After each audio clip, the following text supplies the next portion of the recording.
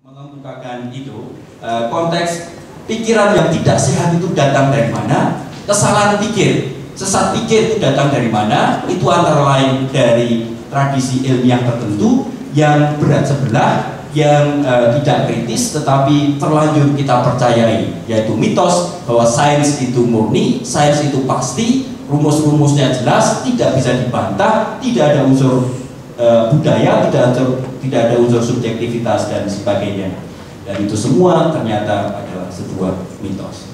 Terima kasih. Ya,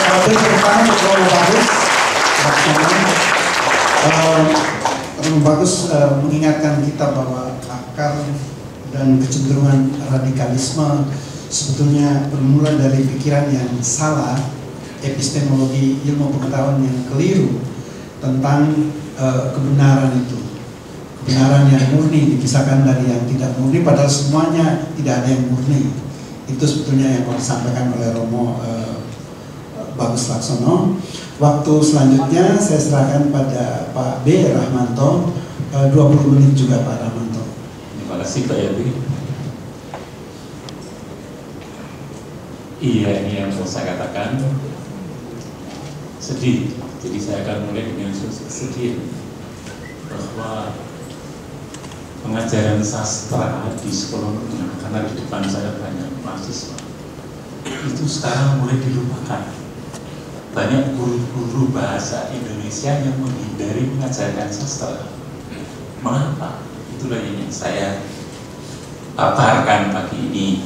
Nah, karena sedang 100 tahun Nabi Yasin, nampaknya yang dilupakan bukan hanya sastra, pengajaran sastranya, tapi juga empu yang memelihara sastra yang sudah almarhum, yaitu Bapak Anies Bakri Yasin.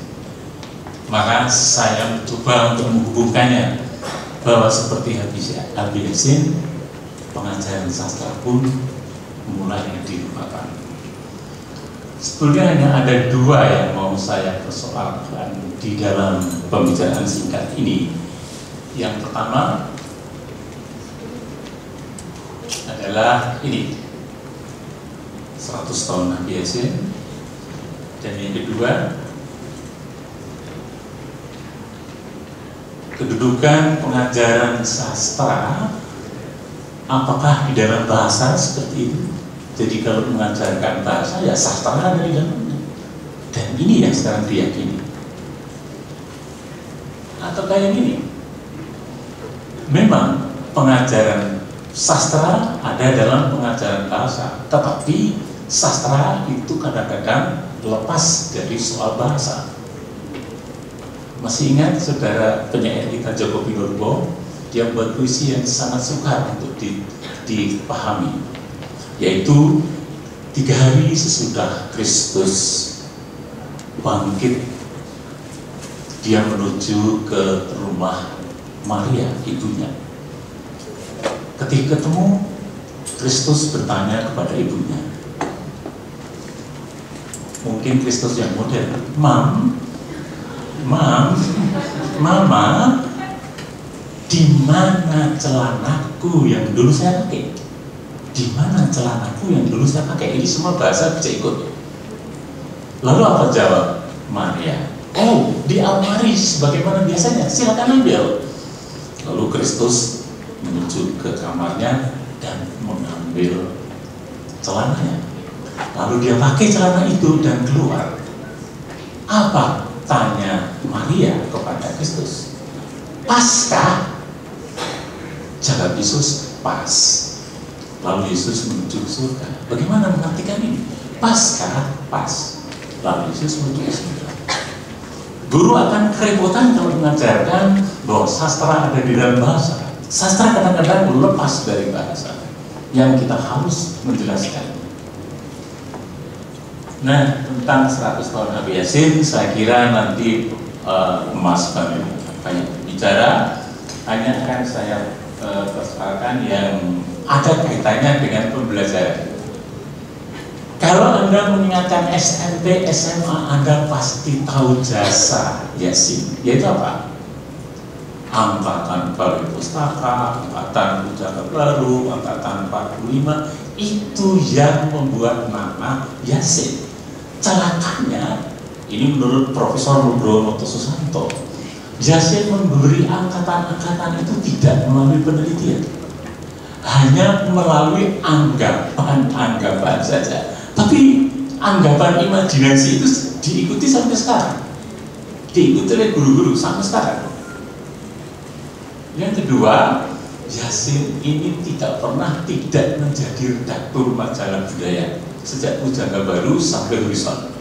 Ini orang yang luar biasa. Nah, yang kontroversial apa? Ini juga pembelajaran sastra di sekolah menengah. Bahwa tahun 50-an itu ada krisis sastra. Ini ramai sekali sampai ke Belanda ini. Dengan Profesor Theo dan Pram juga ke sana. Yang akhirnya dikatakan yang krisis itu bukan sastra, tetapi krisis tentang kritikus sastra. Nanti mungkin bisa dipermasalahkan. Yang menarik adalah bagaimana Yasin membela keplagiatan Hamka, yaitu novel Di Bawah Lindungan, Tenggelamnya Kapal Van der Weyck, dengan Max Dulin atau Magdalena dari Alphonse Sokar, pengarang dari Prancis, dan Khairil Anwar dalam buku kumpulan Khairil Anwar sebagai pelopor pelopor angkatan 45. Khairil Anwar dan Hamka dinilai plagiat, menjiplak karangan orang lain. Bagaimana Yasin menjelaskan pada mahasiswa-mahasiswanya di UI dulu? Dia berkata demikian, saya pakai yang sekarang saja ya.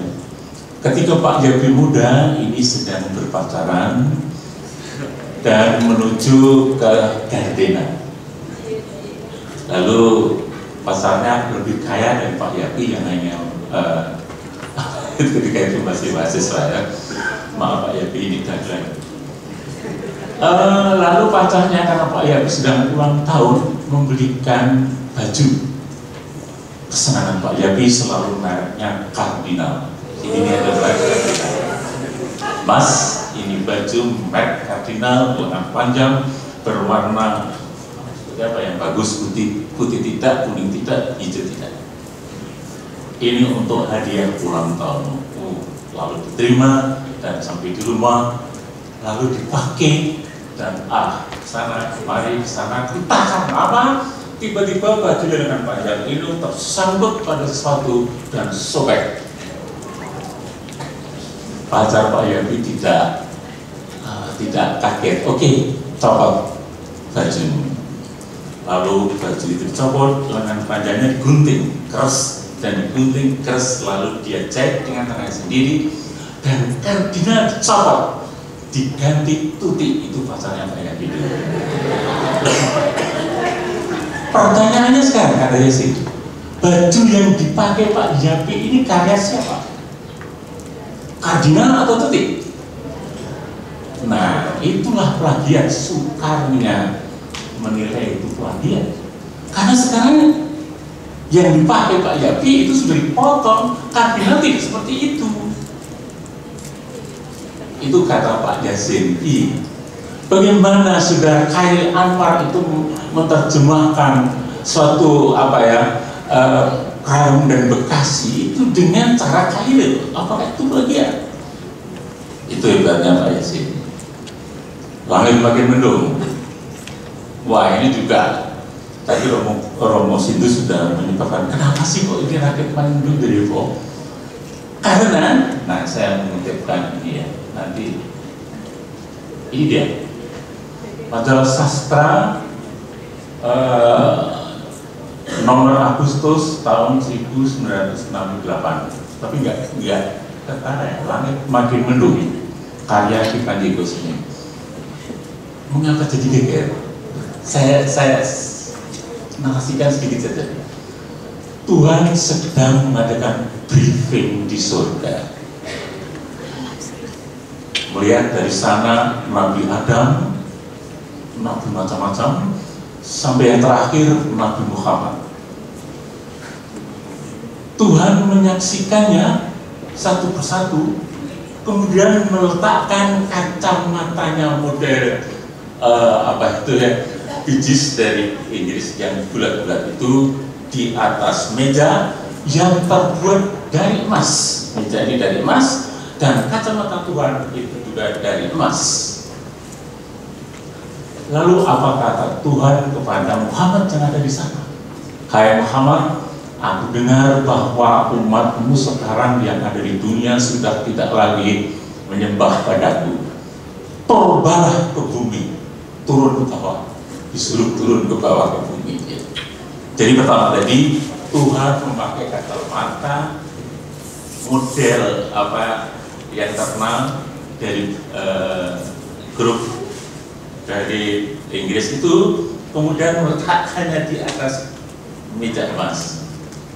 Itu yang menyebabkan GGR, karena ini ada personifikasi Tuhan menggunakan kacamata emas dan meletakkannya di meja emas. Yang lebih membuat orang marah lagi adalah ketika dia berkata Muhammad lalu toba ke bumi. Ini tobanya yang bikin penasaran. Naik apa ke bumi? Naiklah pesawat buruk. Naik pesawat buruk. Lalu Tuhan dikawal oleh malaikat naik pesawat buruk dan melesat ke bumi. Muhammad dengan dikawal oleh malaikat Jibril naik pesawat buruk dan melesat ke bumi. Itu sudah gak kurang ajar. Kurang ajarnya lagi adalah ketika itu Muhammad melihat dari jauh ada sesuatu titik yang melesat mau menabrak pesawat buruk. Pesawat itu tidak punya rem, ini kata di Kosmen, lalu melesat menabrak buruk. Pesawat hancur berkeping-keping dan Muhammad pelan-pelan turun ke bumi. Pesawat apa tadi? Sputnik buatan Rusia ternyata. Celakanya lagi, jatuhnya Muhammad di mana? Di atas kota Jakarta, di planet Senen, yaitu di para pelajar di situ di bawahnya. Siang hari dia. Maka ketika itu Muhammad bertanya kepada Jibril, hai Muhammad, siapa yang berada di kamar ini? Apakah muhrimnya? Oh tidak. Nah dia belajar. Kalau itu ambilkan pedang. Hai Muhammad, pedang sudah jadi barang luahan di Jakarta. Dan itu terus menerus sehingga tentu saja pemuda Islam dan pemuda Muhammadiyah protes keras sehingga Yasin ini masuk ke pengadilan. Ceritanya itu saja ya. Lalu yang lain tadi yang saya sebutkan tadi, ada puisi Insan Mutahar di Bandung ini juga gergeran karena puisi, mengadili puisi modern dengan terdakwa puisi, dan yang menjadi jaksanya Slamet Sukermanto dan yang menjadi hakimnya adalah sekarang masih hidup Bapak Darmanto Rahman. Ini ada kuliah tersendiri. Ini juga kasus manifesto kebudayaan. Ini kuliah kritikus atau dokumentator. Ini juga seram ini. Karena ketika Yasin diberi gelar doktor apa dia? Kritikus, kritikannya tidak ada dasar ilmiahnya. Maka diplecehkan menjadi dokumentator, doktor dokumentator. Apakah enggak sedih? Itulah HTS. Nah sekarang warisan terbesarnya adalah pusat dokumentasi Yasin yang mengerikan. Tadi yang tampak bagus semua, yang mengerikan tidak ditampakkan. Bukunya kayak begitu. Ini juga, oh masih kayak gitu. Lah mirip ini, apa namanya? Mirip biasa mirip saja. Ya, Ini mungkin sudah dibersihkan yang ada di sini. Tadi bagus kan? Aslinya kayak gitu. Ini kan menyedihkan. Lavie. Ini yang membuat sastra diajarkan di sekolah-sekolah. Maka mulai kita lanjut saja. Lalu apa kaitannya Yasin dengan pembelajaran sastra? Kaitannya ini. Awalnya adalah Permendikbud yang mengatakan tahun 2014 rumpun ilmu pengetahuan dan teknologi serta gelar lulusan perguruan tinggi. Ini yang membuat adalah Mendikbud Nuh dulu ya, jadi bukan yang sekarang. Lalu ditambah lagi dengan Permen Ristek Dikti tahun 2017 yang ini penamaan program studi pada perguruan tinggi nomor 1 antara lain adalah nama program studi pendidikan bahasa dan sastra Indonesia harus diubah menjadi program studi pendidikan bahasa Indonesia. Jadi sastra ditanggalkan, tidak boleh karena tidak ada. Yang ada adalah pendidikan bahasa. Nama tadi. Apa dampaknya? Tadi PPI tadi ya, Anda kan pendidikan bahasa Inggris, lalu alumni mengadakan ketemu alumni sini saya PPI pendidikan bahasa Inggris, nggak bisa sekarang. PPI itu pendidikan bahasa Indonesia. Anda harus mengubah PPI nanti atau PPI apa gitu. Kalau kita mengikuti ini, dari harus diikuti. Kopertis meminta ini diikuti. Lah silakan Anda yang mahasiswa PBI nanti saya nggak tahu. Beruntunglah di Sanata Dharma PBSI yang nggak berubah dari PBI itu masih tetap. Biarkan PBI tetap memakai PBSI. Ini tadi ya, alumni berkata kaget-kaget. Nah, karena ada pelepasan kata sastra, maka terjadi pro dan kontra. Yang pro tidak akan saya bicarakan karena ternyata yang pro ini adalah lebih pada gini loh, kalau nanti saudara itu lulus kemudian kan dapat sertifikat. Nah nanti kalau Anda ngajar itu masih ditanya dulu kamu dari mana, program studi apa. Katanya di luar itu nggak ada program studi bahasa dan sastra, yang ada hanya kamu program studi apa. Nah, karena kamu namanya program studi bahasa dan sastra tidak ada, maka tidak boleh masuk, katanya begitu. Lalu kalau ini apa akibatnya kalau sastra ditanggalkan? Ini kajian sastra dan pembelajaran sastra menjadi terpinggirkan dan makin asing.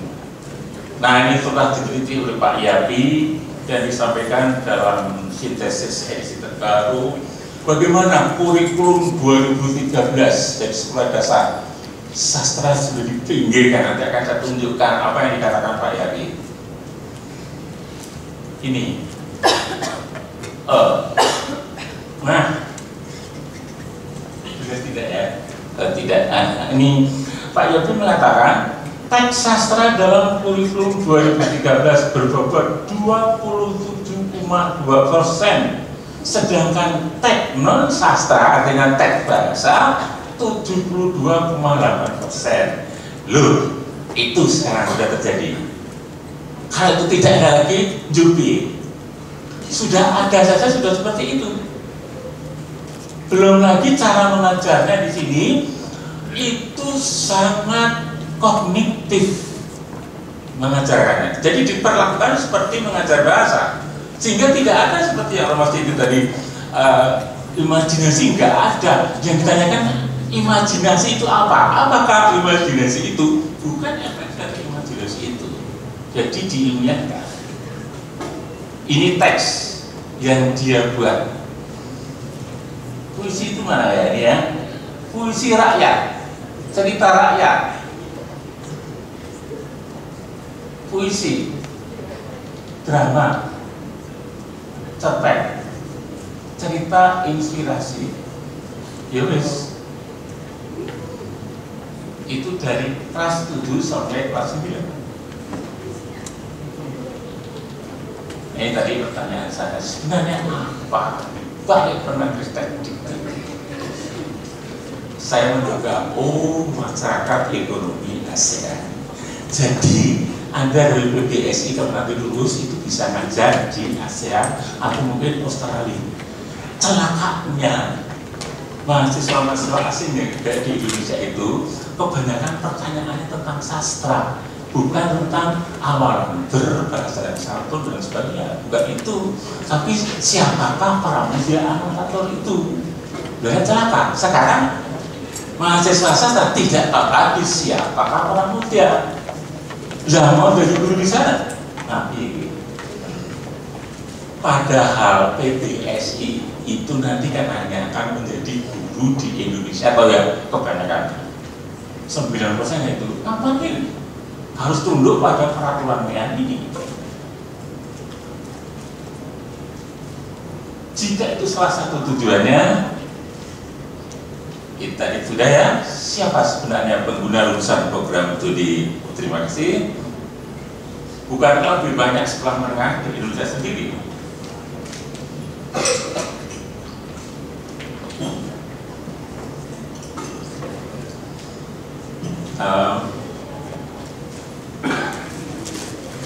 Saya akan lanjut supaya karena waktu ya. Tadi sudah.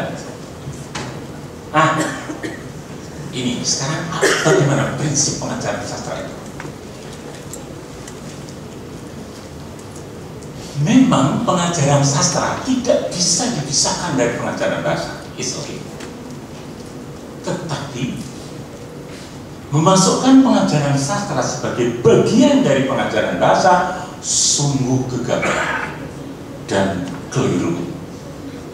Ini sebetulnya pertengkaran lama sejak Kongres Bahasa tahun 88 sampai Kongres Bahasa yang terakhir sampai sekarang, sampai ketika saya menjadi ketua HISKI, kemana-mana selalu menteriak-teriakkan ini, tapi hasilnya maka sekarang sastranya dihapus. Ya sudah. Mengapa memasukkan pengajaran sastra bagian dari pengajaran bahasa keliru? Ini dia alasannya. Kita harus mengartikan perbedaan. Apa beda pengajaran bahasa dan pengajaran sastra?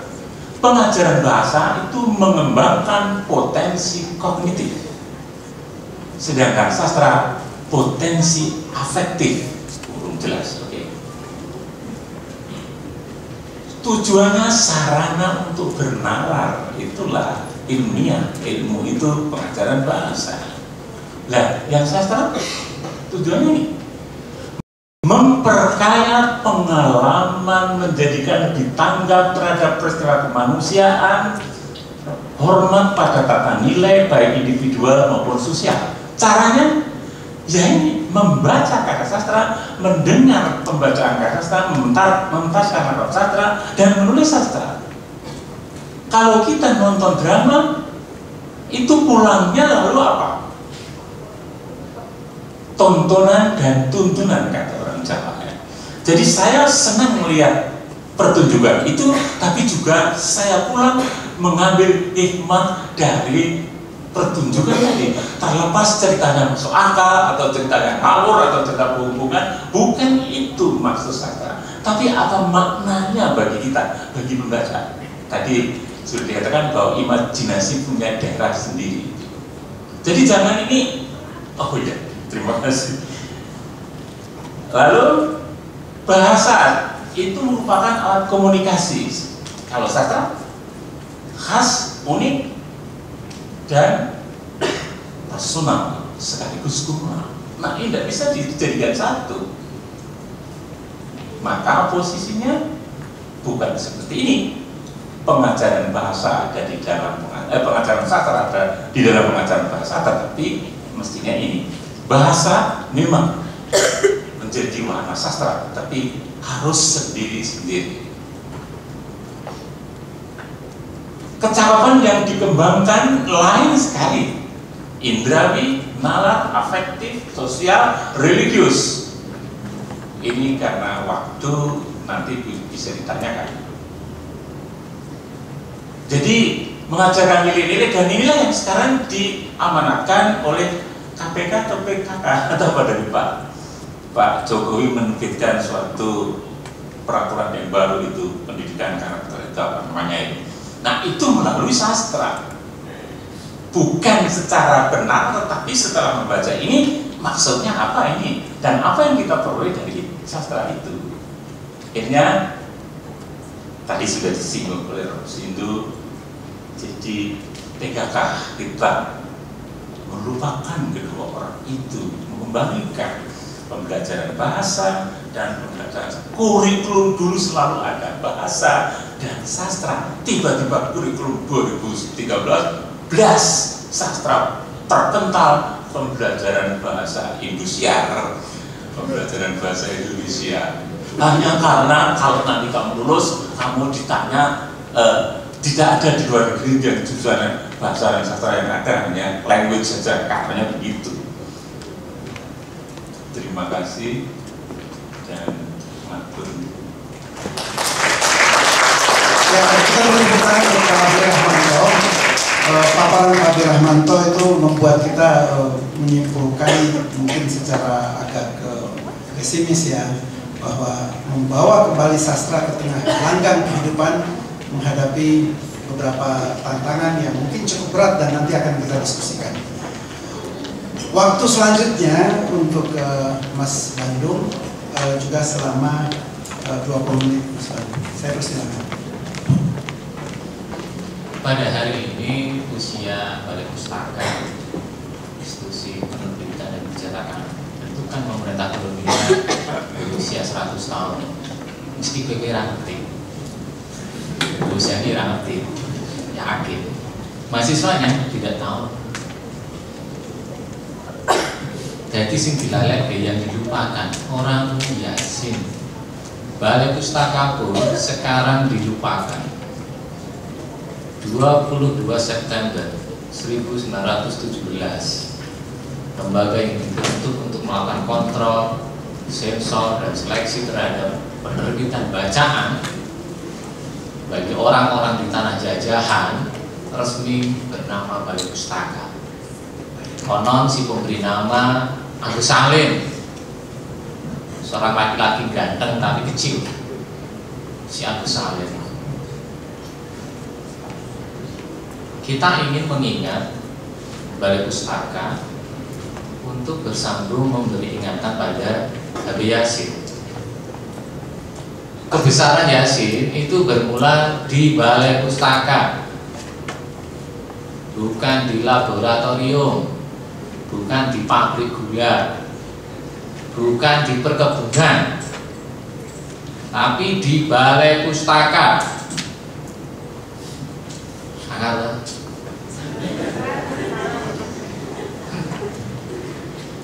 dia ada di naungan pemerintah kolonial. Laga ini menganggap Yasin itu nasionalis, penyeru Indonesia. Ya kosek. Kita tunda dulu gitu. Pembawa acara ke Ibadah, ngomong ke Indonesia, ngomong ke Yasin. Tekok-tekok tanya-tanya sama mahasiswa. Ini pembawa acara apa tukang tanya? Tapi dia cantik. Dia cantik. Dia bertanya dan kita menjawab, apalagi yang laki-laki. Jawablah dengan keras, dengan senyum. Di sana ada Yunanto, ada Yunan di bolak-balik. Mereka pantas untuk menjawab. Dua Yunan, yang satu Yunanto, yang satu Yunan Setiawan. Satu dari Sragen, satu dari Semarang. Kalau tanya pembawa acara, kamu jawab, aku mau dirimu.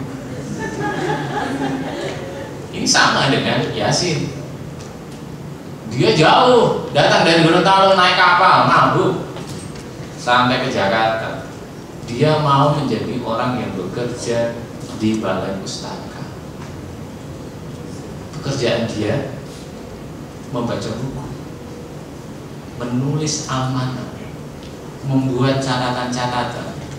Dan ruang yang paling disenangi Yasin, perpustakaan. Konon Di ruangan itu dia bertemu dengan buku-buku sastra dunia, beragam bahasa. Sejak itulah dia berjanji dan menunaikan tugas suci untuk bersastra sampai muda, sampai mati. Nah, kalau lulusan pendidikan bahasa dan sastra Indonesia di Universitas Sarjana Dharma, di TKI, apa dirimu mau bekerja di perpustakaan? Prai kenceng. Pasti dia akan ngoyak beasiswa kuliah S2 di luar negeri. Pulang-pulang gelarnya mentereng. Dan kita mendoakan dia menjadi orang yang pintar, tapi tidak bisa mencuci piring, tidak bisa membuat teh, tidak bisa nyapu. Yasin bakal menangis. Karena salah satu faedah membaca sastra itu tidak untuk gagah-gagahan atau sombong, menjadi orang yang tahu tentang gagasan-gagasan besar di dunia, menjadi orang yang paling nasionalis. Tidak. Faedah sastra diwujudkan di keluarga. Contoh, mencuci, memasak, menyapu, rewang di tempat tetangga yang sedang punya gawe. Itu faedah sastra. Dan ini tidak tercantum di kurikulum atau diajarkan di jurusan-jurusan pendidikan bahasa atau jurusan sastra. Yasin menganggap itu semuanya memiliki faedah yang sebenarnya tersimpan di dalam teks-teks sastra. Entah teks sastra yang berbahasa Jawa, berbahasa Melayu Indonesia, berbahasa Inggris. Orang yang membaca novel dia belajar tentang segala hal, membaca puisi belajar segala hal, membaca cerita pendek belajar segala hal. Dan dia akan menunaikan tugas-tugas dalam kehidupan. Bukan untuk menjadi orang yang mengisi seminar seperti saya. Ngopo nih ini? Ini peristiwa yang bagi saya agak sulit untuk diceritakan kepada istri dan anak-anak di rumah. Bapak ke Jogja ngopo? Tulang belajar. Karena setahu istri dan anak-anak, saya itu bapak rumah tangga. Tetangga-tetangga saya tanya juga bapak rumah tangga. Ya kok keluar rumah pakai sepatu, berarti minggat. Saya tidak usah harus dijelaskan. Kurang ngerti ya. Saya akan lapor Pak RT agar diumumkan di arisan RT tanggal 4 Oktober bahwa saya ke Jogja itu ngisi seminar. Sangat. Bagiku itu tidak penting. Yang penting ada peristiwa pagi tadi. Saya bangun, masak nasi, saya mencuci piring, nyapu, ngedusi anak, dulang anak, resik-resik, nyepake sego, pangan untuk anak-anak yang gede-gede itu. Para esais, ya udah sarapan yang gini. Itu sastra. Yasin mengajarkan kita tentang itu, bukan hal-hal yang muluk-muluk. Dan orang yang membaca sastra tidak akan menjadi radikal seperti yang dikatakan oleh Romo Bagus, tapi dia akan menjadi orang yang memiliki jabatan kekal. Senang berdoa, ini kekal. Itu dungo, karena jadi radikal nih. Berair mata, itu mesti wedoan-wedoan itu. Si Yamin nangis, menangis selingkuh, nangis, lagi tukang es krim nangis, kebangetan. Pasti dia terlalu menghayati tokoh-tokoh yang cengeng di novel-novel yang dia baca. Itu jabatan kekal, orangnya berair mata. Yasin menunaikan tugas-tugas untuk membaca, mencatat, menyimpan, dan mengumumkan itu dengan buku. Maka dia mau bekerja di balai pustaka. Hal yang terpenting yang membuat dia girang saat bekerja di balai pustaka, ini pekerjaannya enteng loh sebenarnya. Dia digaji oleh kolonial untuk membaca novel-novel. Tugas dia apa? Membuat ulasan. Entah tulis tangan, entah menggunakan mesin tik. Untuk menyatakan bahwa pekerjaan itu sah untuk mendapatkan gaji, apa yang dia lakukan? Datang ke studio radio. Jadi si ganteng yang bernama Yasin andeng-andengi di sini, tapi andeng-andeng saya di sini, berarti kan kegantengannya lebih atas saya, lebih tinggi saya. Tugasnya sepele, ngoceh di muka corong radio, ngomong kayak ulasan novel, dan dia mendapat gaji. Gaji itu digunakan untuk apa? Belanja buku, belanja majalah. Yang kowe-kowe mesti belanja data, apa paket data. Ini nganyel ke, beli celana, gitu. Beli kacamata, tidak lupa beli cawet yang warna-warni. Itu biasa laki-laki sekarang. Jadi kalau dia jemur itu kok sangar gitu. Karena dia akan pamer itu kalau mengenakan celana jeans pada kekasihnya dan 3 selingkuhannya. Ingat, yang terpenting dia membaca novel, membuat ulasan, disampaikan melalui muka corong radio, dia mendapat gaji. Gaji digunakan untuk belanja buku, majalah dan koran. Si diling-diling kuwi ora capek ya. Ini pemuliaan terhadap produksi buku sebagai berkah dari kapitalisme cetak yang ada di tanah jajahan sejak awal abad 20. Omongan ini penting. Penting yang ki wani maca bukune Ben Anderson, ya toh? Padahal kira tak ngerti Ben Anderson sapa? Apa kancane Simpson? Ora. Apa ki Mas Samson? Ora. Dia sudah meninggal, tapi memberikan warisan buku sing ampuh-ampuh. Kapitalisme cetak. Dan di tanah jajahan nasibnya berubah gara-gara ada balai pustaka, ada Habib Yasin. Karena tugasnya seperti itu, mengadakan buku-buku, menyebarkannya ke taman-taman bacaan, ke bibliotek seantero Indonesia, agar orang-orang yang di tanah jajahan itu mau membaca dan bacaannya dikontrol, disensor oleh pemerintah kolonial melalui pegawai bahasa. Beruntunglah ada Yasin yang mau menyelamatkan, membacakan, dan akhirnya dia melaporkan ke pembaca tidak sesuai apa yang diperintahkan oleh tuannya. Pada masa keruntuhan pemerintah Belanda 1942, Yasin agak terbujuk pada janji-janji Jepang. Jadi wong lanang janji gampang diapusi. Langsung sing itu ya. Sing lanang-lanang mbok kuwi ganteng ta, kowe gagah, kowe lemu, itu juga masih gampang diapusi. Ya zaman semono sing tukang ngapus ini tenanan di Jepang. Jadi kalau ketemu laki-laki Jepang, perempuan Jepang, hati-hati. Apakah dia akan mewarisi ilmu berbohong pada masa 40-an menjelang Perang Dunia Kedua? Itu harus hati-hati. Tapi yang tidak bisa berbohong itu Osim. Tahun 42, keruntuhan itu membuat balai pustaka menjadi goyah. Pada saat itu bahasa Indonesia diinginkan menjadi bahasa pilihan, bahasa utama. Habib Yasin akhirnya agak tergoda dengan janji-janji mimpi-mimpi Jepang untuk kemakmuran, untuk kemerdekaan Indonesia. Dia menulis isek pendek, judulnya aneh, senengannya Romo Sindulata, Kebatinan Modern. Bayangkan Habib Yasin ora nguplek-nguplek sastra seperti yang disampaikan oleh Pak Wiramanto. Jadi wong maca sastra itu ditekan endi-endi, tekan teologi, tekan politik, tekan filsafat gitu. Dia menulis kebatinan modern gitu. Dia terpukul dengan Jepang.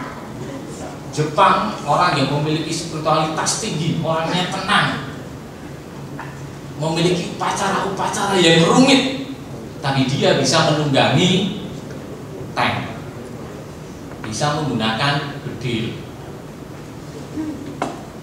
tidak kalah dengan apa yang dihasilkan oleh ibu sebutannya Romo bagus ini, engendering hasil-hasil dari orang-orang yang pintar-pintar, engendering, insinyur itu. Jepang berupacara, berdoa, mengolah batin, tapi bisa bedil, bisa naik tank, bisa menerbangkan motor mabur, kapalnya sangat-sangat sekti-sekti, kapalnya rasa sekti ratekan Indonesia, ini mau kemambang tak neng laut, dungo kan dewa-dewa, iya cara nih, itu tidak seperti di cerpennya Ki Panji Kusmin. Orang ketabrak Sputnik apa ramanya orang pokoknya mau ketabrak perahu jungkel ya. Dia menulis kebatinan modern di bulan Maret 1945. Teks ini jarang terbaca. Pengen ngerti nggak ini ngerti tak tuh.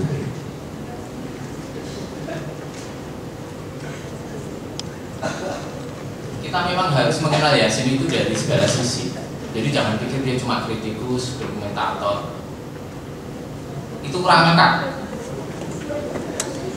Nah, tulisan ini nyelempit lagi. Dan ini boleh ini mesti jidok tulisan dari Yasin. Tapi ini penting. Ini catatan tulisan-tulisan menjelang kemerdekaan. Yasin tidak ngomong bahasa, tidak ngomong sastra, ngomongin kebatinan. Barangkali inilah yang membuat dia kelak tersadarkan untuk mengurusi Al-Quran. Pada usia tua dia mengurusi kebatinan, tapi tidak menggunakan bedil. Indonesia merdeka 17 Agustus 1945. 6 bulan sesudah Indonesia merdeka, Yasin yang nganyar ke ranya begawe jangan. Jadi dia itu ditugasi oleh Balai Pustaka melalui terbitan majalah Pancaraya. Ini dua Balai Pustaka. Tugas dia apa? Keliling Jawa. Ini enak banget.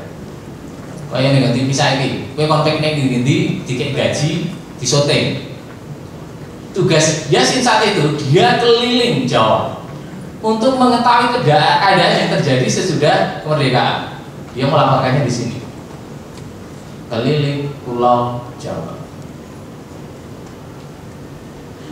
Dan dia menyampaikan di mana-mana orang masih pergi ke sawah, nandur. Ya bener, ke sawah masa dia mau belajar matematika, nggak bisa. Toko-toko sebagian buka, sebagian tutup. Pentas-pentas sandiwara masih berlangsung, tetap menggunakan pola propaganda, tapi nasionalis, bukan propaganda ala Jepang. Ada satu laporan yang meyakinkan dari Yasin bahwa di masa kemelut berkecamuk kekacauan, partai-partai politik bertumbuh. Kaum jelata mendapatkan kebohongan besar untuk kedua kalinya, dan politikus-politikus yang setengah matang itu ngeyel untuk mendapatkan hak terbesar memiliki Indonesia untuk menjadi pejabat. Sehingga laporan terpenting dari Yasin itu bermunculan manusia-manusia politik yang tidak memiliki toleransi, tidak memiliki empati terhadap jelata. Jadi mereka bersaing untuk menjadi pejabat, untuk merebut kekuasaan.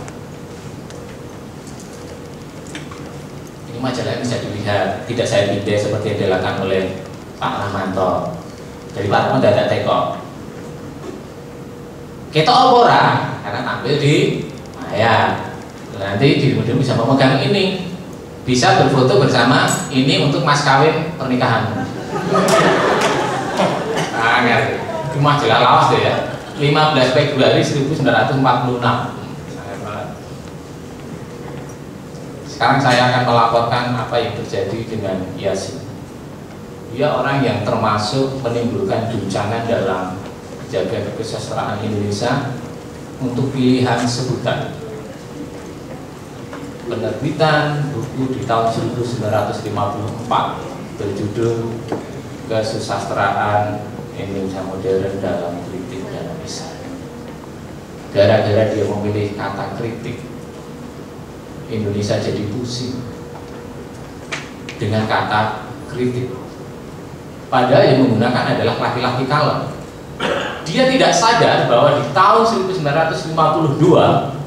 Purwodarminto memuat kata itu di Kamus Umum Bahasa Indonesia, dan arti kritik itu kemelut. Wis orang nato awalnya. dan Yasin mencoba untuk menggunakannya dalam sastra. Maka terjadilah polemik, krisis, perseteruan, sengketa sampai ke pengadilan. Itu gara-gara ulah Yasin. Ingatlah Yasin, ingatlah kritik. Kalau sudah ingat kritik, ingatlah Purwodarminto dalam pembuatan pengertian di kamus. Dan inilah yang kemarin dipersoalkan Seno Gumilar Jidarman di Kompas edisi Sabtu untuk membedakan kritik dan kajian. Yang terakhir, Pak Yapi sudah mau memberikan peringatan 3 menit. Saya tahu.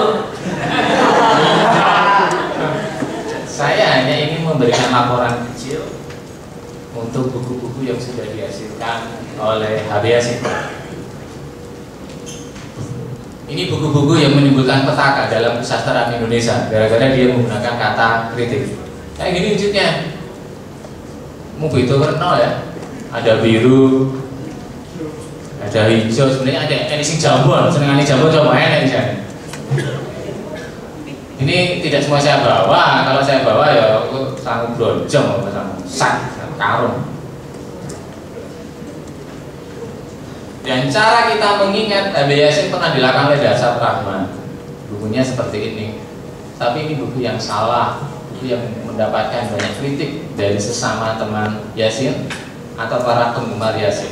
Yasin kan dia penggemar ya? Orang bukan penggemar. Orang yang sosok menggemari Yasin. Karena sulit nih Yasin itu digemari. Ganteng ya orang, pinter ya orang. Dan itu tadi disangsikan kalau dia mendapatkan gelar dokter honoris causa dari UI itu gelar apa toh? Kritik sastra atau dokumentator. Lah, pidato ini dibukukan kayak begini. Nganggo jas. Atau cakap sidik ya. Karena dia menerima gelar dokter honoris causa, ini dibukukan. Seperti ini tipis, penerbitnya Idayu. Kok buku-buku ini tidak ada yang terbitkan oleh Balai Pustaka? Aneh kan? Dia bekerjanya di Balai Pustaka, tapi buku-buku awalnya diterbitkan Yayasan Dharma dan Gunung Agung. Gunung Agung itu penerbit besar mentereng di Indonesia yang mengalahkan Balai Pustaka direstui oleh Soekarno.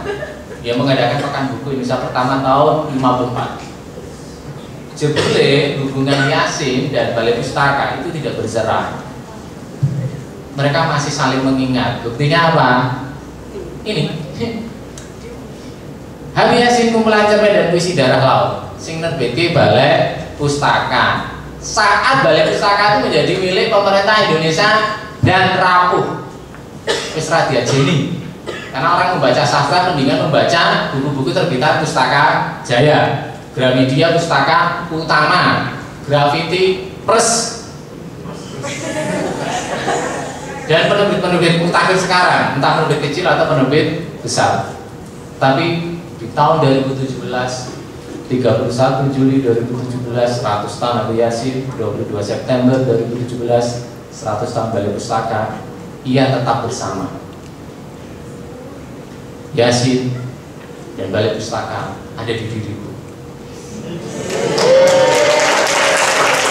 Aku mengamalkannya tidak dengan menjadi guru. Pak gelar SPD, aku jadi guru. Isin, pray. Nah.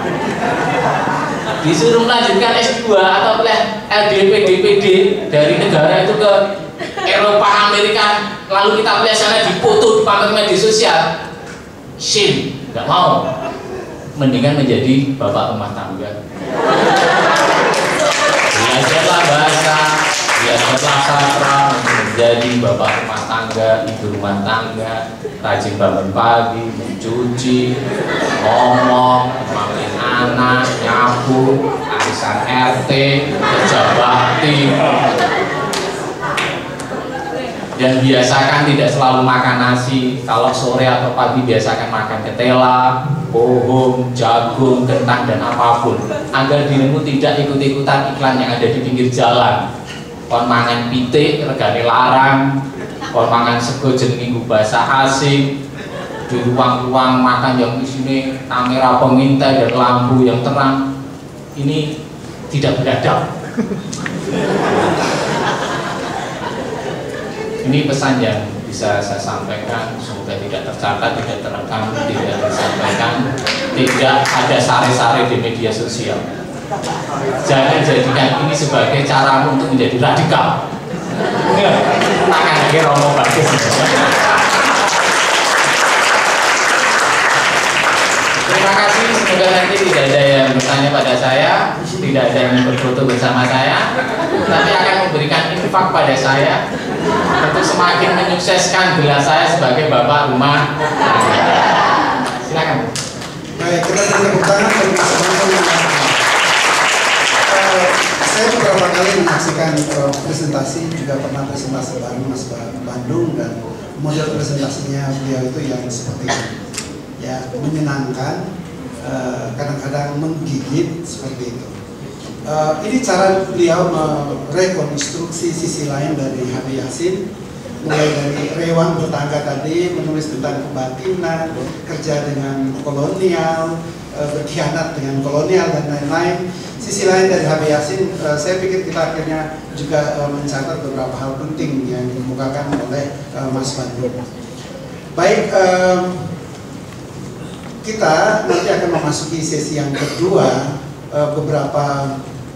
Dua orang pembicara dari Universitas Sanata Dharma akan juga ikut membahas karya-karya yang sudah ditulis oleh ketiga pembicara ini, dan juga tulisan-tulisan lain yang ada di dalam majalah Basis. Tetapi sebelum itu akan ada selingan dulu. Saya kembalikan ke Mbak Gregoriana.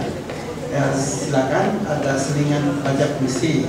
Kemudian nanti saya persilakan ketiga pembicara untuk duduk di depan sebentar, dan saya mengundang Ibu Novita Dewi dan Dr. Paulus Sarwoto untuk bersama saya di sini. Kemudian satu mahasiswa saya, Bram, mana Bram? Minta tolong untuk bantu saya di sini. Mas Yuliono, ya, beliau ada di sana, yang ganteng itu. Beliau akan membawakan sebuah musikalisasi puisi, ya? Iya, Mas. Oke. Dan tadi juga Mas Bandung ini ngomong pakai bahasa Jawa, saya rak mudeng. Karena saya bukan wongju. SASLKM WRWB SLM SJT RH. Assalamualaikum warahmatullahi wabarakatuh. Salam sejahtera buat kita semua.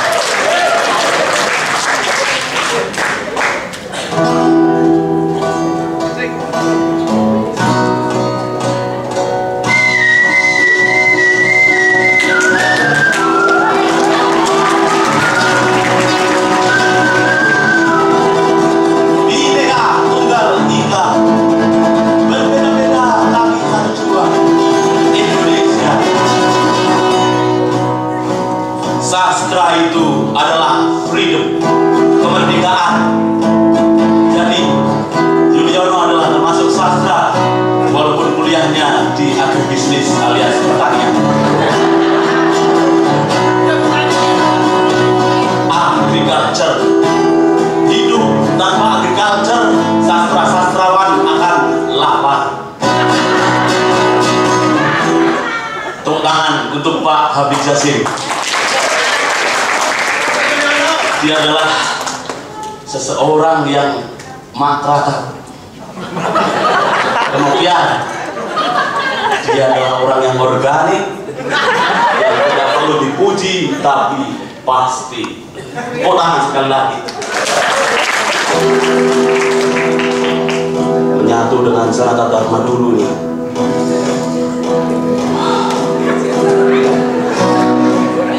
Menyatu dengan mahasiswa yang berbeda-beda tapi satu jua. Sastra-sastra sudah mulai dilupakan. Itu pula dengan cinta. Indonesia gak maju-maju karena orang-orangnya lupa untuk membaca. Life is reading. Life is married. Tanpa married gak life. Makan sendiri, laundry sendiri, picnic sendiri, HIKS, HIKS.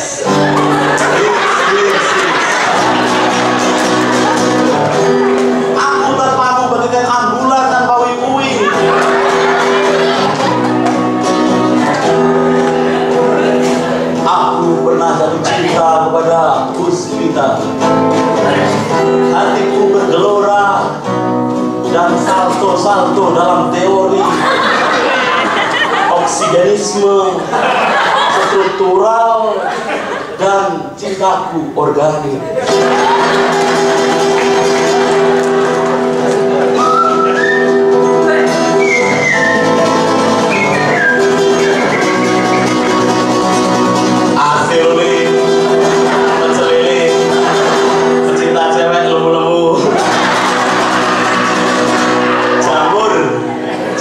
Di bawah umur.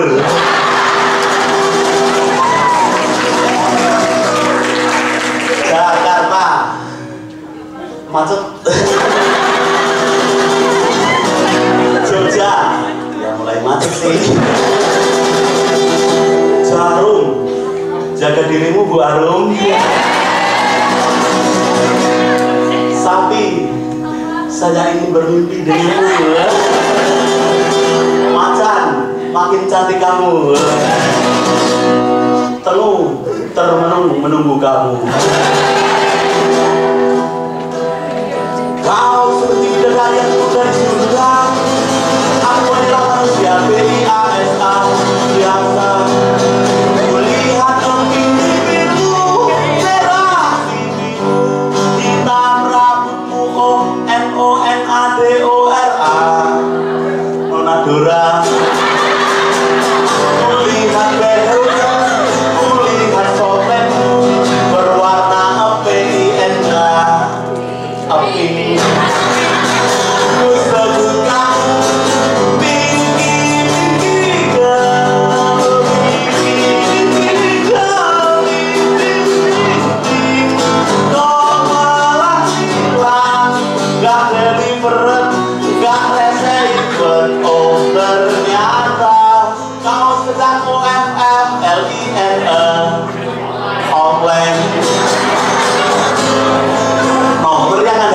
Dan ditikung temanmu secara prasmanan.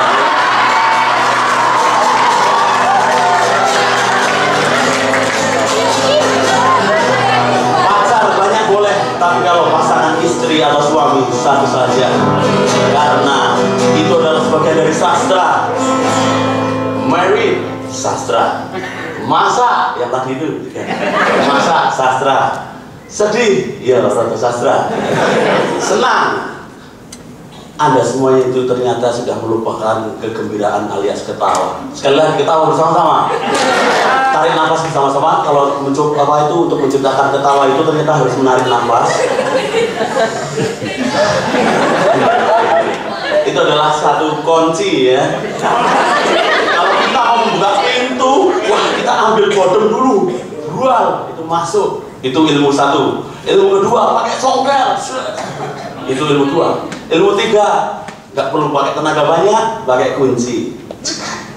Bagaimana Anda ingin membaca dunia kalau Anda tidak membuka buku? Tepuk tangan untuk buku. Wabillahi taufiq wal hidayah. Assalamualaikum warahmatullahi wabarakatuh. Salam sejahtera, salam Bhinneka Tunggal Ika. DA.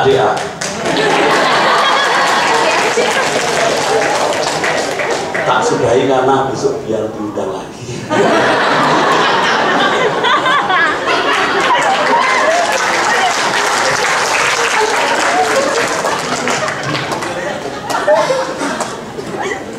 Ya, TRFKSH Mas Yuliono, terima kasih. G. Sekali lagi beri tepuk tangan yang meriah untuk Mas Yuliono dong. Pemimpin sekalian. MANTAP. Apa itu? Tapi juga tanggapan terhadap semua tulisan lain yang ada pada basis edisi ini. Di depan kita ada Bu Novita Dewi dan Pak Paulus Sarwoto. Kedua beliau ini adalah dosen di Pasca Sarjana Universitas Sanata Dharma jurusan Kajian Bahasa Inggris.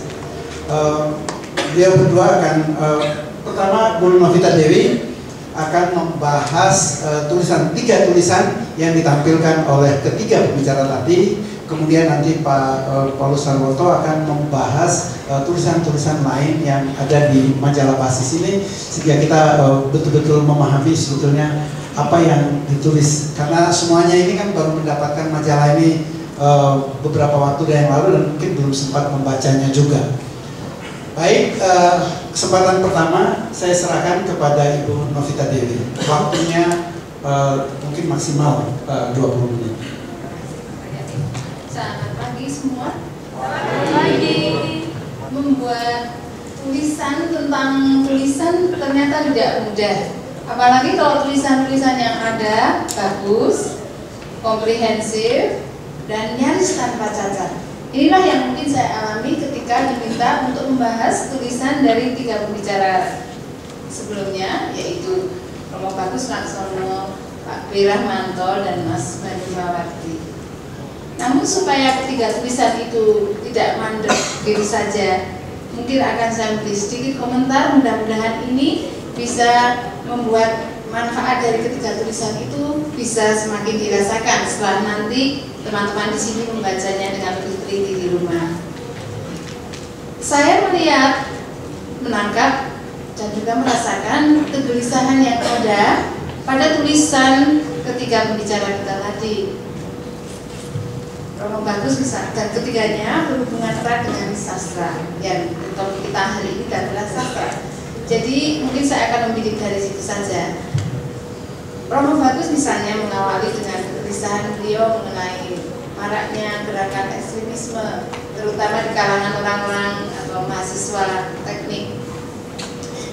Mulai sekarang saya akan memakai kata ekstremisme, bukan radikalisme atau fundamentalisme. Ada alasan untuk itu, karena saya telah berguru pada Romo Heru Prakoso pada kuliah Salesian Spiritualitas Ignatian bulan Juli yang lalu, dan saya merasa itu lebih tepat. Dan ekstremisme tidak selalu dihubungkan dengan agama atau apalagi agama tertentu, karena itu juga bisa menyangkut banyak hal. Pemicunya banyak sekali, kesenjangan sosial, bisa juga kecacatan jiwa, atau bahkan mungkin pertarungan ideologi. Itu bisa membuat seorang jadi sangat ekstrim. Dan orang yang ekstrim biasanya mereka akan menggunakan cara, dan di sini ada yang disebut oleh Romo Heru bahwa ada semacam delusi kebesaran. Dia merasa diberi titah oleh Allah untuk membela nama Allah, dan ini bisa sangat mengerikan sekali, karena lagi-lagi istilah yang dipakai beliau adalah bersifat apokaliptik sekali, di mana dia akan membawakan suatu mobilitas metodis yang sangat menyeramkan. Misalnya bumi hanguskan, tumbuhkan bangsa yang baru, kalau perlu pakailah ayat-ayat yang diyakini itu adalah firman untuk satu kebenaran. Nah, menurut Romo Bagus, penulis kita yang pertama ini, bahwa itu semua sebetulnya bisa diredam dengan karya sastra, membaca buku yang baik. Lalu Romo Bagus dalam makalahnya itu juga menyebut ketegangan-ketegangan yang terjadi, tarik ulur antara humaniora dan sains, dan juga masalah lain adalah bagaimana menyikapi modernitas yang mau tidak mau harus menampakkan atau mengusung hibriditasnya.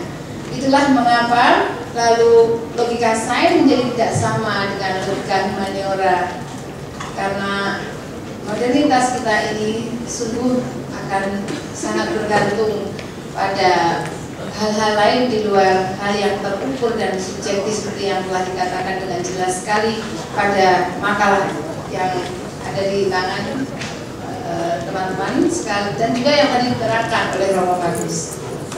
Lalu solusi yang ditawarkan adalah mari kita buat satu, ada istilah di situ yang mungkin nanti bisa ditanyakan pada tulisnya sendiri, antropologi sains, yang menggabungkan antara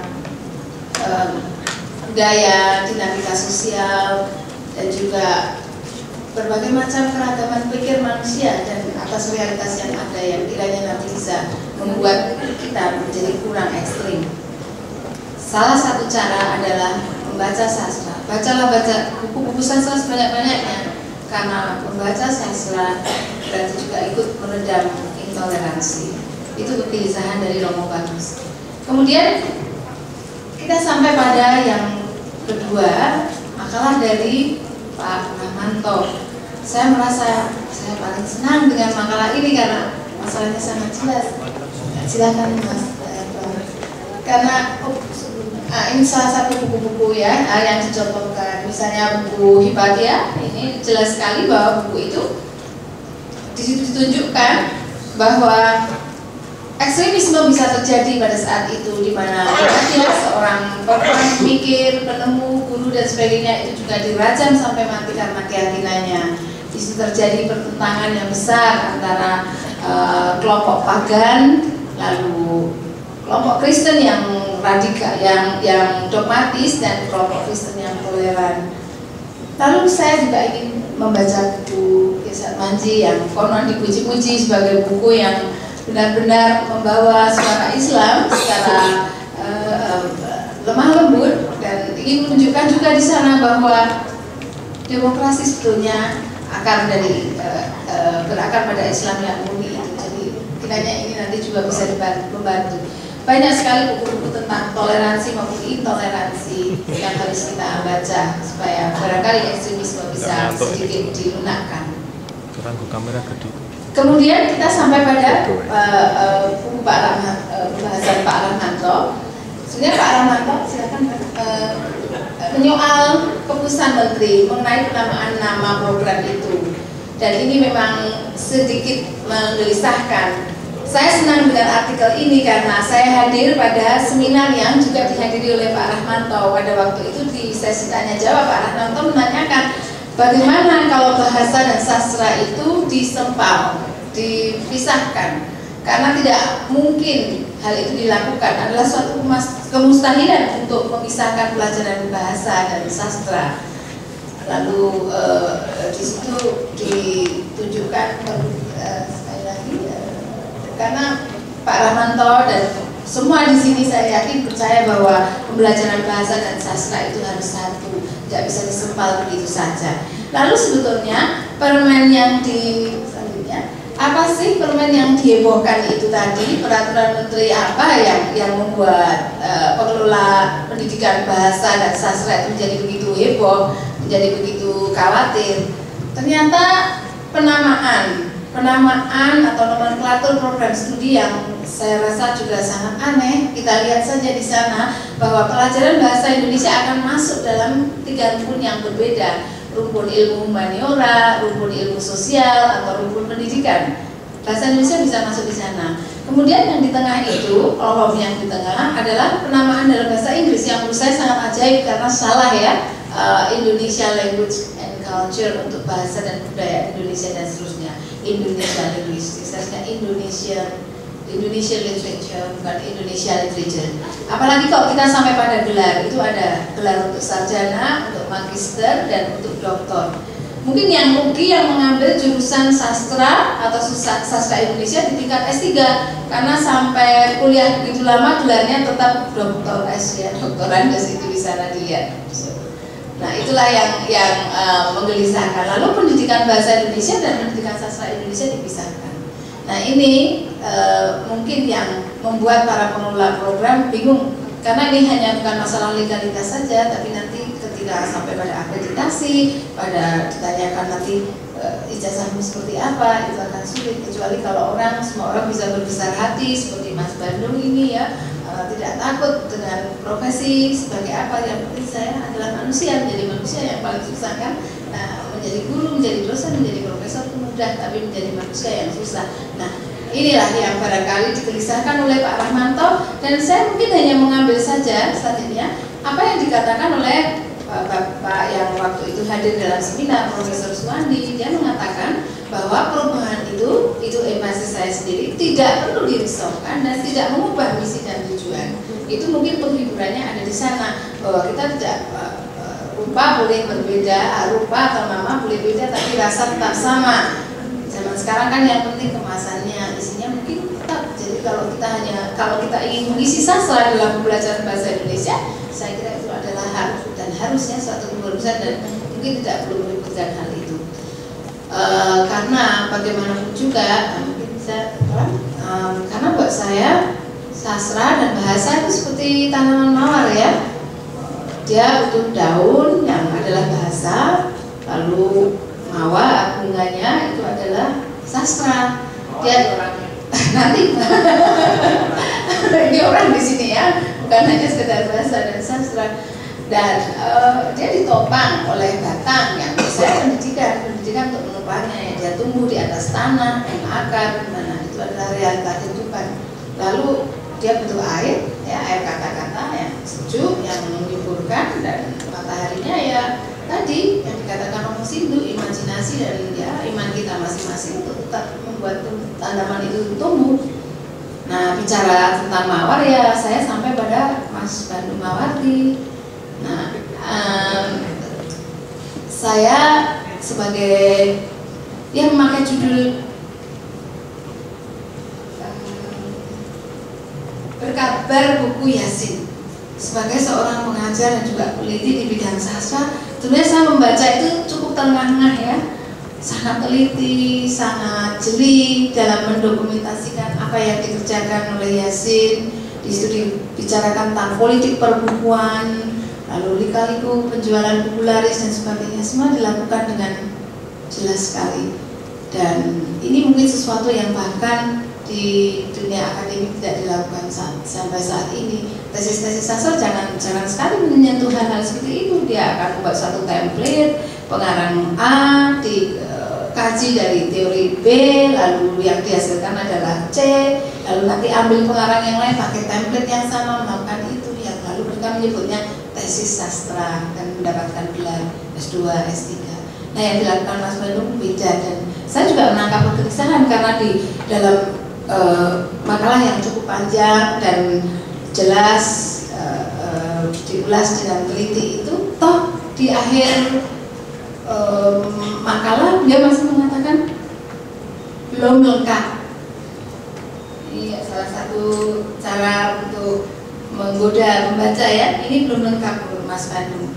Lalu di sini dan saya dan terutama mereka yang hadir, semua yang hadir di sini yang masih percaya bahwa sastra mempunyai daya ubah, sastra bisa mengubahkan. Saya kira menunggu Mas Bandung melengkapinya supaya itu lengkap dan kita menjadi semakin tahu apa yang dibariskan oleh Habib Yasin dan para penulis sastra, pekerja sastra yang lain untuk memperkaya rohani kita. Dan saya juga yakin bahwa sampai hari ini dengan melihat banyaknya pengunjung di ruangan ini, saya merasa roh Yasin ini masih masih ada di sini. Saya nggak punya bukunya Mas, jadi hanya Jambon itu tadi ada. Jadi saya hanya bisa download dan pasang di situ. Nanti mungkin kita bisa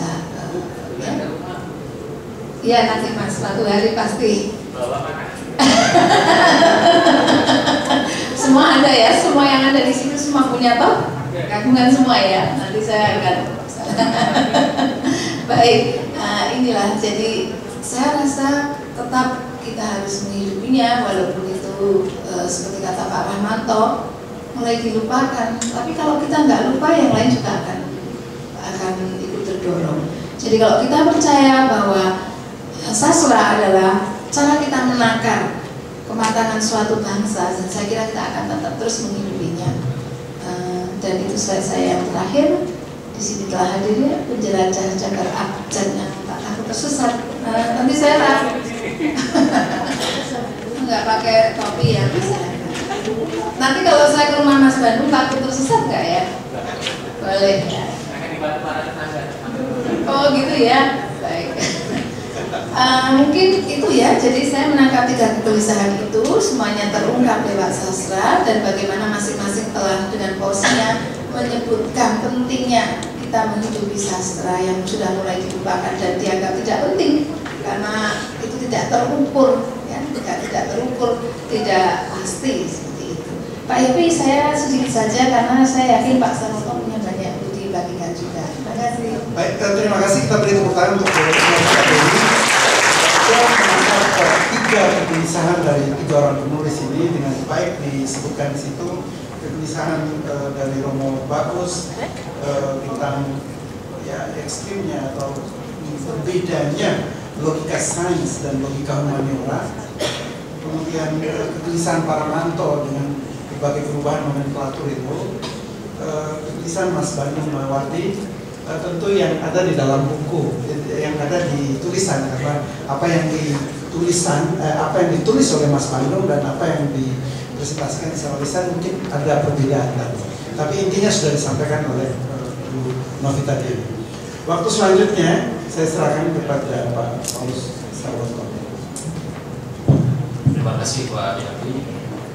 Di oleh panitia saya diminta untuk menanggapi artikel di luar artikel yang ditulis Pak Ramanto, Romo Bagus dan Mas Bandung dalam edisi transisi. Setelah membaca versi digitalnya, saya mencoba menanggapi tulisan itu dengan membingkai Yasin dalam dua aspek. Yang pertama dari segi kanon dan yang kedua dari perspektif sastra terjemahan. Saya tidak melihat bagaimana posisi pemikiran Yasin dalam dua aspek itu dilihat oleh para kontributor artikel, dan juga tidak melihat bagaimana posisi cara pandang mereka itu dalam konstelasi kritik sastra dewasa ini. Saya hanya akan menggunakan beberapa artikel yang saya rasa relevan. Yang pertama tentang Yasin dan kanon. Kanon yang secara etimologis adalah istilah dalam kodifikasi Injil. Dalam dunia sastra bermakna kumpulan karya yang dipandang otoritatif untuk bisa disebut sastra, dan oleh karenanya menjadi acuan pengajaran di sekolah-sekolah. Nah, Yasin adalah tokoh penting pembentukan kanon sastra Indonesia modern yang mendasarkan kategorisasi kanonisasinya pada tradisi para sarjana Belanda, yaitu berdasarkan angkatan. Keputusannya untuk menekuni dunia antologi sastra ini dipicu juga oleh sikap Belandanya yang memandang sastra Indonesia sebagai kurang bernilai. Keputusannya tidak keliru. Di Indonesia, Yasin dipandang sebagai salah satu kritikus sastra yang memiliki otoritas pembentukan kanon yang berpengaruh pada zamannya. Seperti disampaikan oleh Fauzi Subri dalam artikelnya yang berjudul Nabi Yasin, Sosok Kritikus Indonesianus, dia mengatakan, secara umum meski belum pernah diadakan survei langsung, kita bisa mengatakan bahwa melalui buku antologi karya Yasin terjadi kanonisasi karya sastra Indonesia modern. Karya sastra yang tidak masuk dalam antologi bisa dianggap tidak masuk dalam korpus yang bisa dijadikan kanon sastra Indonesia, hanya menjadi sastra pikiran seperti yang terjadi pada karya sastra liang atau karya sastra Tionghoa yang tidak diajarkan dalam sekolah formal. Nah, kategori yang dirintis Yasin ini rupanya juga dilanjutkan oleh kritikus maupun sastrawan setelahnya, dan hingga sekarang terus menjadi polemik. Seperti misalnya periodisasi yang diusulkan Linus, juga Ayib Rosidi, Korilayan Rampan, dan yang terakhir buku 33 tokoh sastra Indonesia paling berpengaruh yang diluncurkan di Pusat Dokumentasi Sastra Habib Yasin tahun 2014. Dalam ranah agama, posisi kanon kitab suci relatif stabil karena adanya otoritas yang diterima. Penambahan dan pengurangan kanon tidak dimungkinkan tanpa tujuan ajaran sesat. Demikian juga pada dunia sastra, kanon sastra juga dimaksudkan untuk standarisasi sastra dengan berdasarkan pada apa yang oleh kelompok humanis liberal disebut sebagai kriteria estetik. Pengikut aliran ini berpendapat bahwa kriteria estetik adalah kriteria yang netral, bebas dari ideologi. Profesor sastra dari Yale, Harold Bloom, adalah salah satunya. Dia menyesalkan para kritikus sastra mantan mahasiswanya seperti Greenblatt dan kawan-kawan yang membongkar kanon sastra Inggris, dan dia menuduh mereka sebagai orang-orang yang gagal memiliki kepekaan estetik dan kemudian lari ke kritik ideologi. Konflik serupa juga muncul setiap kali ada antologi sastra yang mencoba mengkanonkan karya sastra di Indonesia. Sebagaimana dilaporkan oleh Fauzi, disampaikan di situ, kanonisasi yang dilakukan oleh Yasin maupun sastrawan kritikus setelahnya selalu menuai kontroversi. Sejarah sastra yang demikian menurut saya itu memperkuat argumen yang pernah dibangun oleh kritikus kiri dari Amerika, Terry Eagleton, yang mengatakan bahwa definisi sastra itu yang paling baik, yang paling sempurna adalah tulisan yang karena alasan tertentu dianggap bermakna oleh komunitas pada zaman tertentu. Kriteria estetis yang objektif tidak mungkin ada, karena penilaian estetik selalu melibatkan ideologi atau beban ukuran tertentu pada diri penilainya. Karena ideologi dan kebudayaan berubah dari waktu ke waktu, maka wajar pula kalau kriteria kesusastraan berubah juga. Nah, perubahan komposisi kanon sastra Inggris, kalau coba saya bandingkan dengan yang terjadi di Indonesia, dipicu oleh kesadaran gender dan multikulturalisme. Karya-karya pinggiran sekarang bisa masuk dalam kurikulum. Oleh sebab itu di Magister Kajian Bahasa Inggris, lalu kita juga tidak berpegang pada kanon sebagaimana yang diyakini. Tapi banyak karya-karya pinggiran yang lalu bisa dijadikan bahan penelitian. Nah, kesadaran baru ini ditopang oleh perkembangan teori kritis, yaitu teori yang berhasil melampaui sekat-sekat keilmuan yang menjadi asal-usulnya, misalnya strukturalisme, poststrukturalisme, psikoanalisis, marxisme, dan seterusnya. Itu beberapa contoh. Jadi teori kritis telah mampu menjadi pisau bedah untuk merombak tidak hanya batasan-batasan kanon, tetapi juga cara baru untuk membaca kanon. Karya-karya Shakespeare misalnya, meskipun masih tetap diajarkan, tetapi pendekatan dan kritiknya sudah sangat revisionis, berbeda dari model pengajaran humanisme tradisional. Bagaimana dengan di Indonesia? Apakah teori kritis juga berpengaruh dalam pengajaran sastra baik di sekolah maupun di universitas? Atau pengajaran sastra di Indonesia masih berlandaskan pada humanisme tradisional sebagaimana disimpulkan oleh Kate Folger? Dia mengatakan bahwa kritik sastra Indonesia itu sangat tertinggal dibanding kritik sastra Barat karena masih terlalu terpusat pada pencarian nilai-nilai universal di balik karya, sebuah pendekatan yang sudah ditinggalkan sejak tahun 70-an oleh para kritikus sastra Barat. Pendekatan kritik dan pengajaran sastra yang berorientasi pada nilai-nilai humanisme liberal di Indonesia memang mendominasi sejak 65, ketika segala sesuatu yang berbau kiri itu dilarang. Imajinasi orang Indonesia tentang kritik sastra kiri hanya sebatas Marxisme, sebagaimana dirumuskan oleh Lenin dan kemudian diadopsi oleh Krah. Kritik kiri yang lebih canggih, ini yang melihat adanya jarak antara karya dan penulis karena proses kreatif tidak sempat berkembang di Indonesia. Akan tetapi akhir-akhir ini kita lihat beberapa tesis dan disertasi di Indonesia mulai menggunakan perspektif kiri dalam pendekatannya. New Historicism dan Cultural Materialism misalnya yang sekarang banyak dipakai adalah perkembangan lanjut dari kritik sastra Marxis yang tidak lagi simplistik sebagaimana Marxisme vulgar yang dikembangkan di Rusia 1930-an atau di Indonesia 1960-an. Sebelumnya tahun 80-an di Indonesia juga sebenarnya muncul perdebatan sastra kontekstual yang dipicu oleh Arif Budiman dan Arya Herianto. Pendapat mereka bisa dilihat sebagai, menurut saya, revitalisasi kritik kiri dengan versi yang tidak sempat tumbuh dan berkembang di Indonesia. Perdebatan sastra kanon di Indonesia lebih ke persoalan pengelompokan angkatan. Satu hal yang menarik seperti dilaporkan Fauzi adalah adanya sastrawan yang justru menolak dimasukkan dalam antologi yang hendak disusun Linus. Padahal Linus bermaksud untuk lebih inklusif dengan memasukkan karya-karya yang tidak dikalonkan Yasin. Ini bagi saya menunjukkan sekali lagi bahwa yang pertama otoritas Linus mungkin tidak sekuat Yasin, dan yang kedua bahwa kanonisasi yang berlandas pada asumsi estetika murni memang sudah bukan zamannya. Dalam bahasa Gunawan Muhammad sebagaimana dikutip Fauzi, kita hidup pada zaman pasca Yasin. Artinya kita tidak bisa lagi menggunakan cara pandang yang cenderung esensialis ketika melakukan kritik sastra.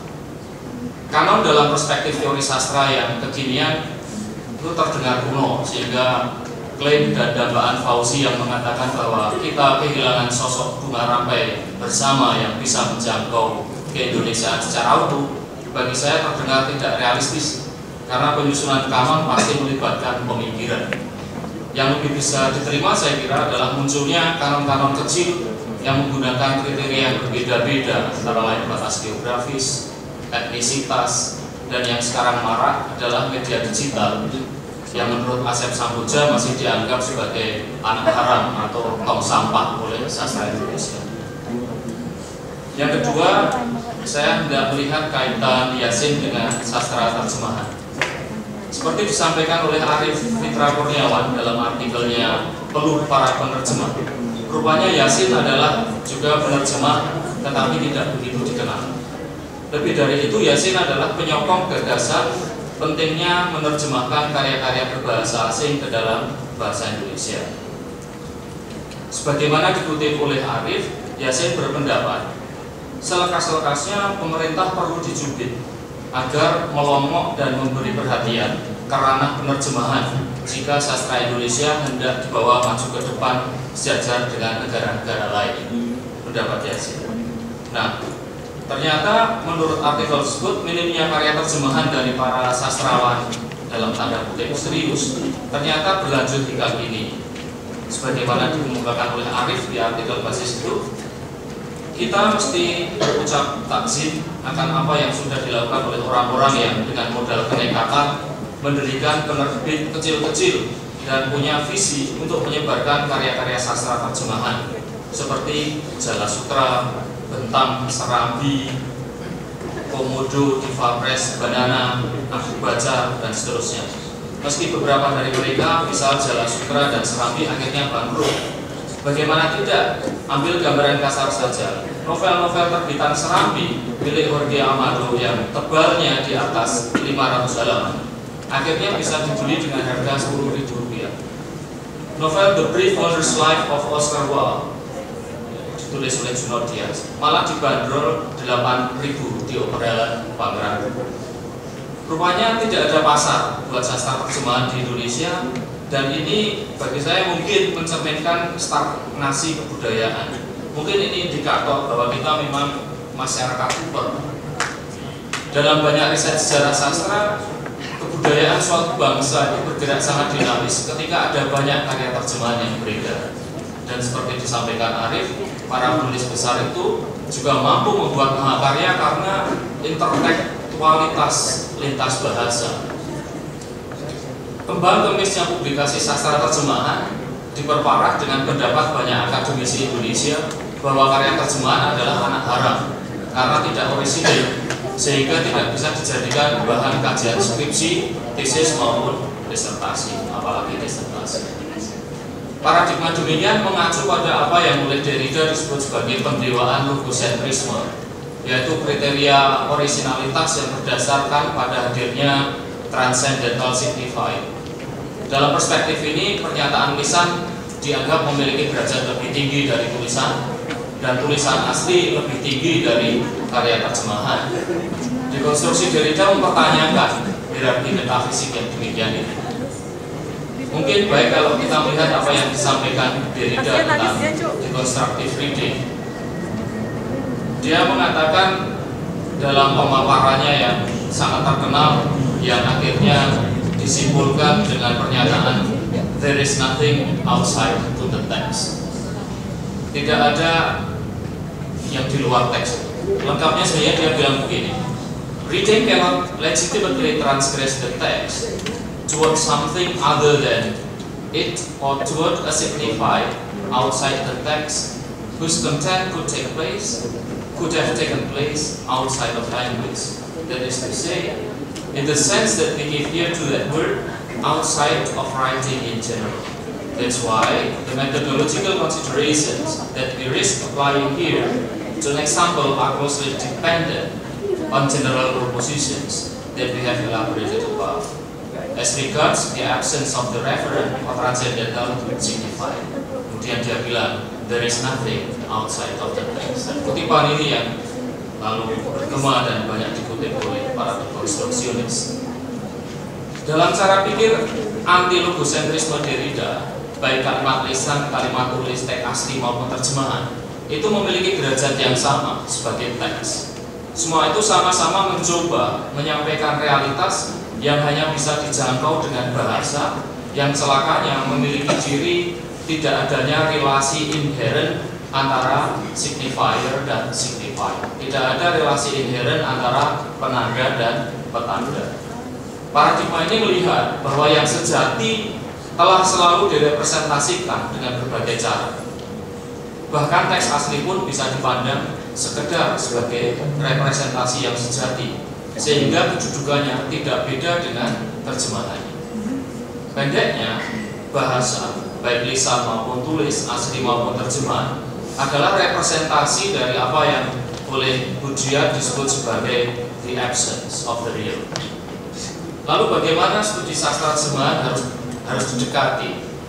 Menurut saya, karya sastra terjemahan tetap bisa menjadi kajian dalam skripsi, tesis maupun disertasi, tetapi tentu dengan cara pandang yang berbeda. Pendekatan humanisme tradisional tentu tidak lagi cukup. Inspirasi dekonstruksi Derrida bisa memberikan beberapa pencerahan. Pertama, kita harus keluar dari logosentrisme. Sastra terjemahan harus dilihat sebagai teks yang memiliki keasliannya sendiri, bukan sekedar tiruan kedua. Yang kedua, kritik sastra terjemahan harus melampaui ketegangan dikotomis antara kesetiaan dan keindahan. Biasanya kriteria terjemahan yang baik itu adalah kalau tidak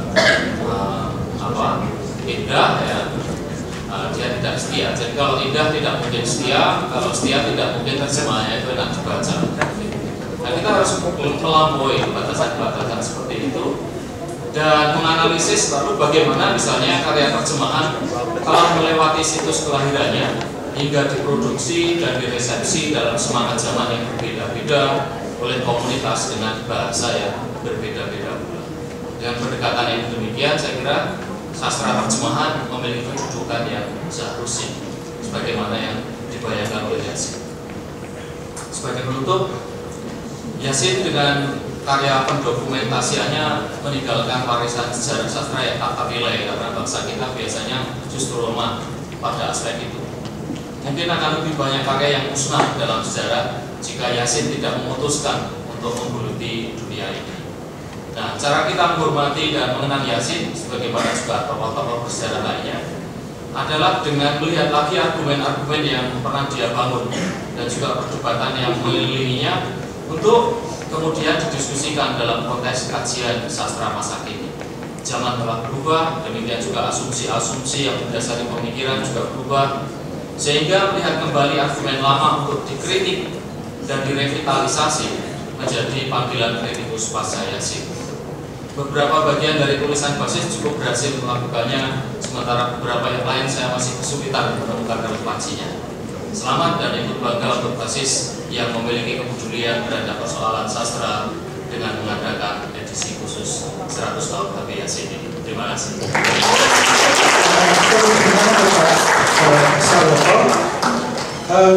Ada dua hal yang dikemukakan oleh Pak Sarwoto, yaitu tentang otoritas HB Yasin di dalam membangun kanon sastra Indonesia, dan memang beliau memiliki otoritas yang sangat kuat, jauh lebih kuat daripada kritikus sastra lainnya.